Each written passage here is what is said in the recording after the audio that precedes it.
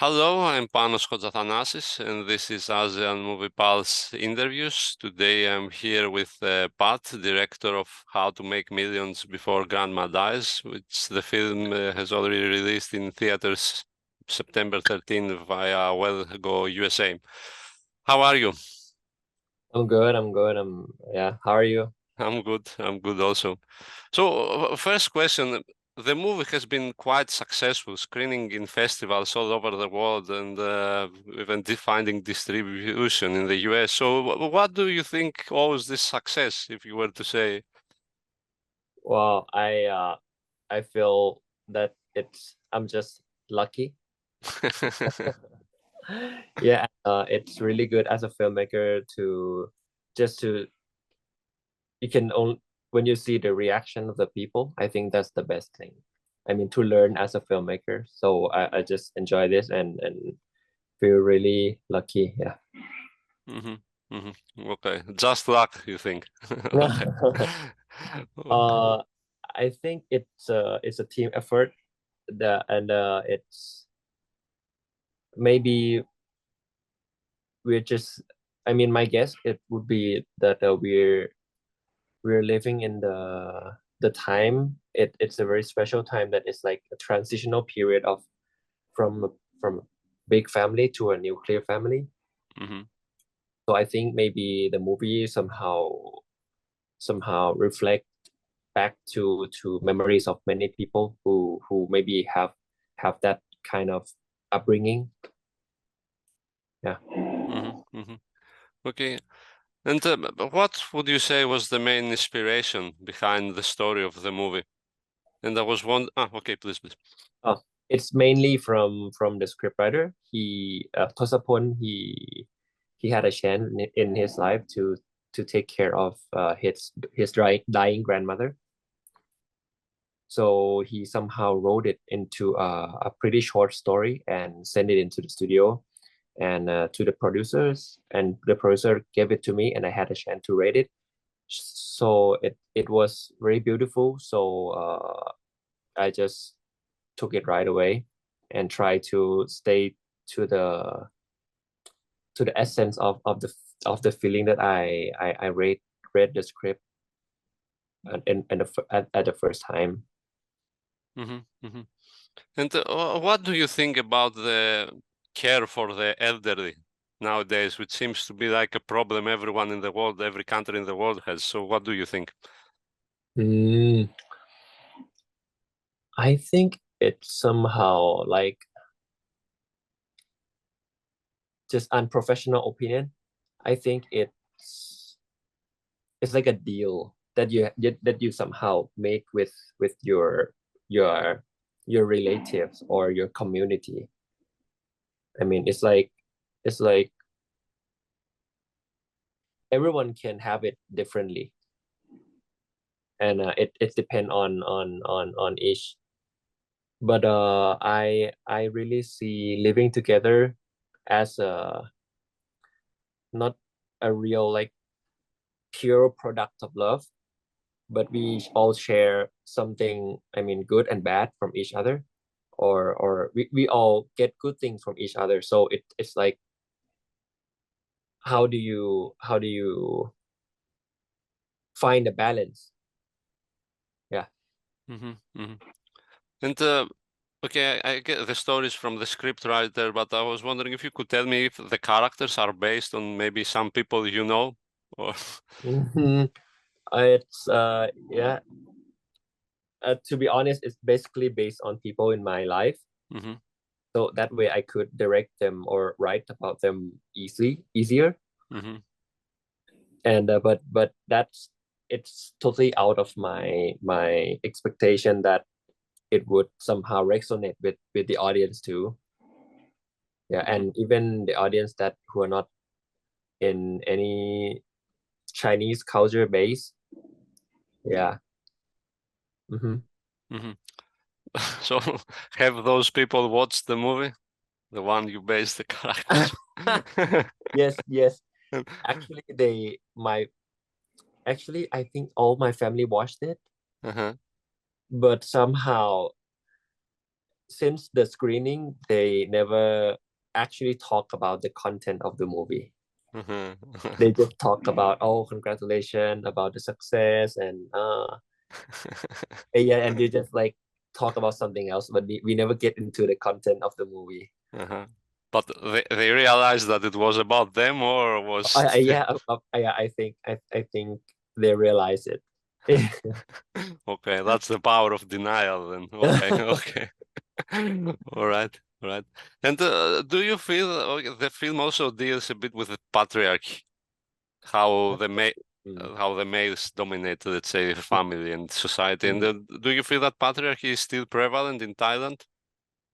Oh yeah, I think so. That it's pretty it still have a lot of power in Thailand, but it's changing. I think it's changing in it's getting better in my opinion. And yeah, yeah. But still, it's like this, like parents would treat like the daughters like second tier children in comparison with the son. This still applies. Yeah, I think it's getting lesser. Mm. But actually that scenes was based on my family, the relationship that my mother have with my grandmother. It's yeah, so I just somehow want to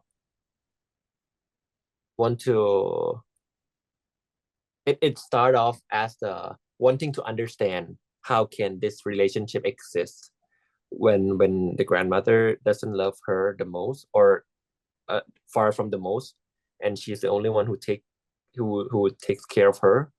But my mother, after all the thing that happened, you can tell right away that she her priority is the grandmother.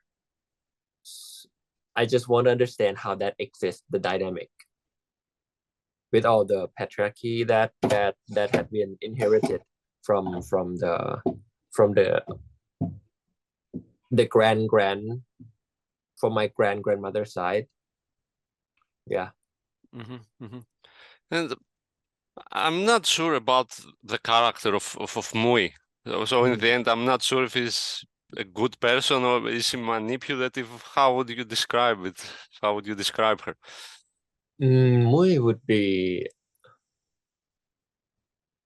we started this character with because as a when you grow up as a Thai Chinese, you always have so many cousins around, and there will be many cousins that you met when you're really young, and then and then for and then when you many family grew apart, you start seeing each other less, and we see each other for like, so we start this character as a cousin who we see like less than once a year, and we barely keep in touch, even lesser than your friend. So yeah, we started off with that.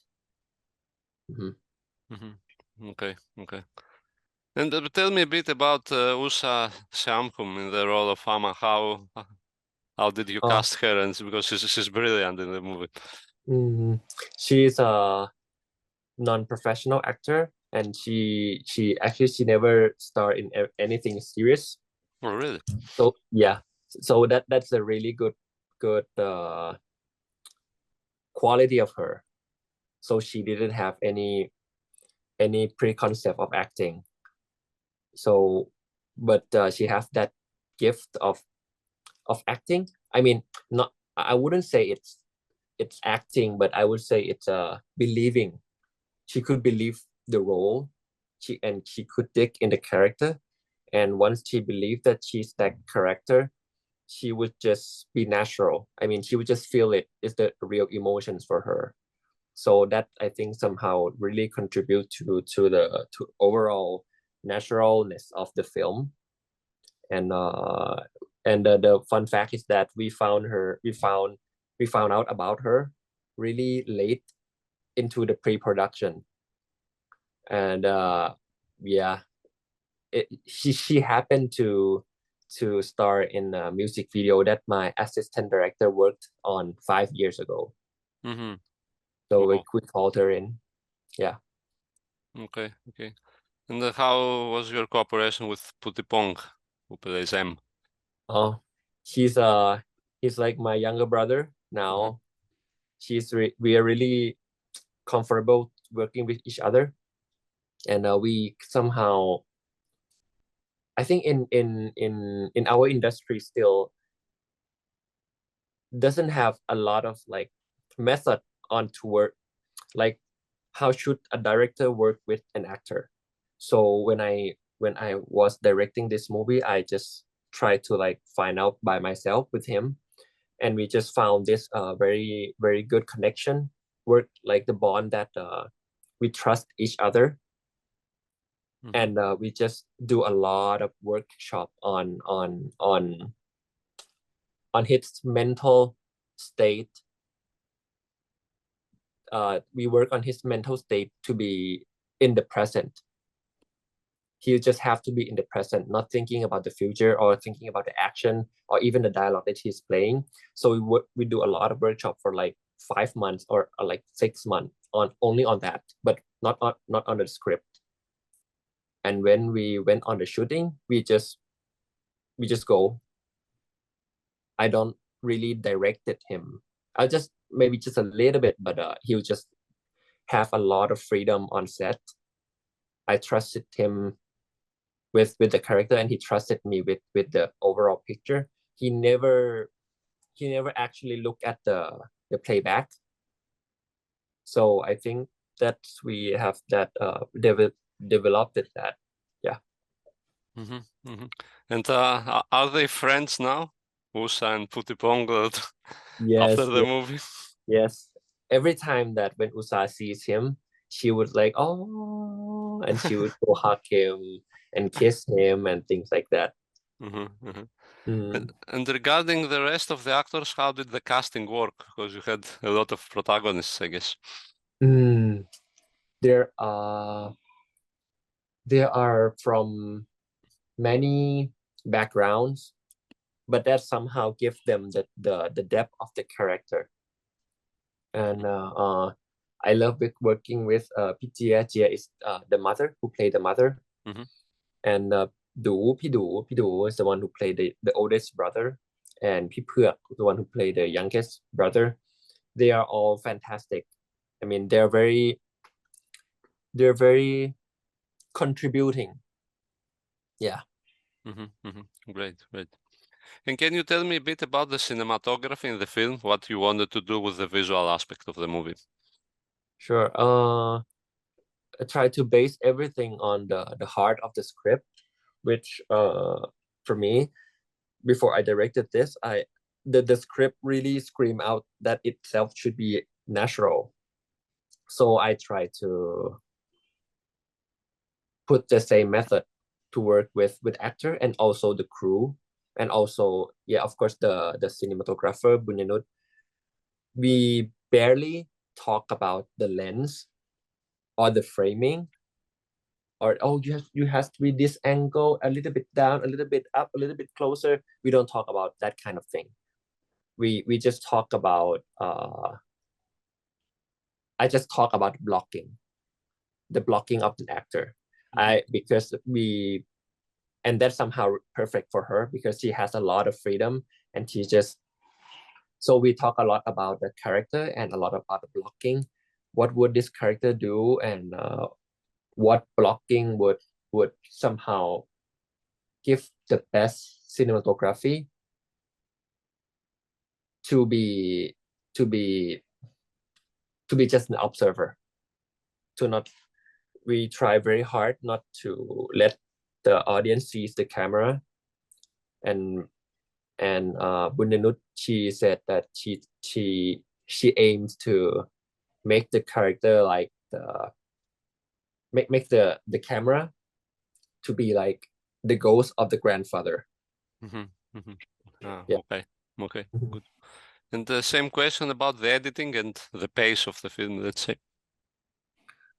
So working with P is the editor of this movie. He's really brilliant. He's been editing a lot of commercial movie. So I really need him to he's perfect for another eyes to see this movie from like how to communicate with audience in like broader range of audience, and he has a really good sense of people. I mean, he is really good with telling good acting from bad acting, and he somehow always managed to pick out the good take that somehow I missed, or the good take that I intended to use, but we never talked, but he intuitively picked that take. So it's really easy working with him, and yeah, I think he contributed a lot to the pacing of the film. Okay. And how would you describe the Thai movie industry at the moment? I think, to be honest, I think movie industry is undescribable. I mean, it's really like a roller coaster. It can seem to be really bad, and and then a movie hit, and then once one movie came out and it made a lot of profit in Thailand, and then everything seems to be really good again, and then it's getting bad again. I think it's relatively still very risky to make films, but I think with the box office success of this film, somehow we didn't have much of this kind of film in Thailand, especially in mainstream film. So I think it somehow kind of like paved a way for many talented filmmakers to went back to the idea that they thought the studio might not take, like a small movie or a very intimate movie, and make it real. I mean, to get it fun. But now that you mentioned it, did you expect this success to happen? Oh no, not at all. Not at all. Not at all. We just so when we didn't expect it, we just tried to like make the best movie that we could, and then that would be the end of the story. But now after this success, like, has it opened doors? Like for your next movie now, you're gonna have like more funding, let's say, and be able to have more artistic freedom. Do you think?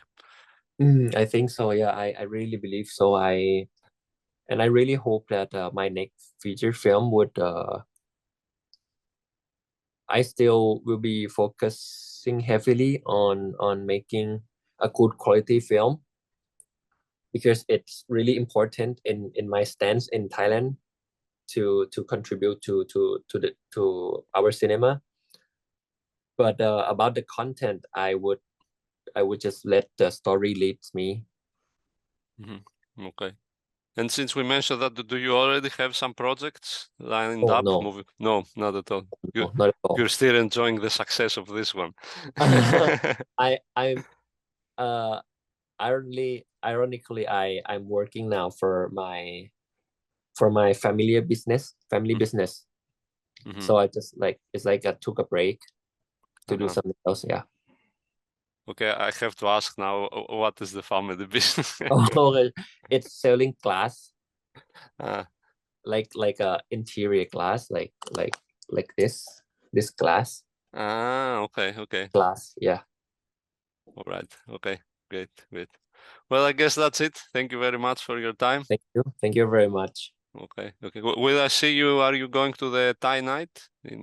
Yes, definitely. See you Okay. there. Okay, I'll see you there. Okay. Okay. Have a nice day. Okay. Bye. Okay.